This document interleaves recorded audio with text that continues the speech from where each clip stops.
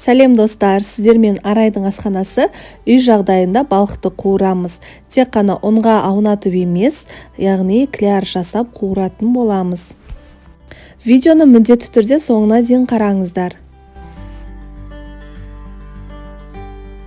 Ең алдымен балықтарымызды, бізде осындай алдын ала тазартылған балық, біз тек қана ішін тазалап, бас бөлігін алып тастап, кішкене ғана тұз сеуіп, тұздап, жарты сағатқа қалдырып қойдық.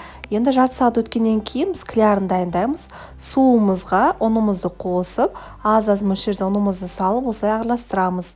Оның сұйықтығы дәл осы видеодағыдай болуы керек.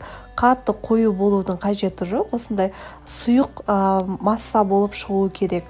Одан кейін қызып тұрған табамызға майымызды құйып, балықтарымызды осы клярға бір-бір аунатып шығып, одан кейін қуырамыз. Қуырған кезде де бірден балықты сала салмаңыздар.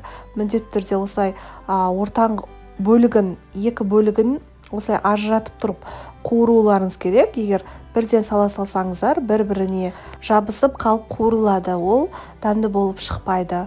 Соны ескеріңіздер. Мінекей осылай клярға аунатып алғаннан кейін шамалы ғана осылай аша тұрамыз. Сол кезде жақсы қуырылады.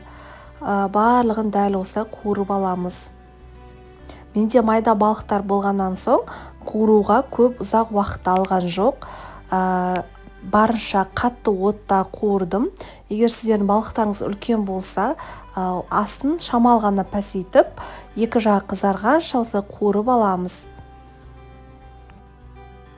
Екі жағында дәл осылай қызарғанша қуырып аламыз.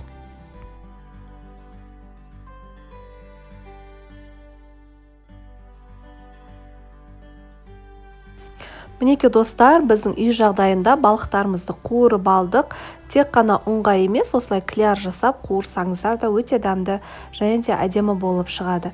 Міндетті түрде дәл осылай жасап көріңіздер, өте дәмді болып шығатынына сенімдімін. Сіздерге видеом ұнаса лайк басып, комментарий жазып, достарыңызбен бөлісуді ұмытпаңыздар. Сіздермен бірге болған Арайдың асханасы. Сіздермен қоштаспаймын. Келесі видео рецептте кездескенше астарыңыз дәмді болсын.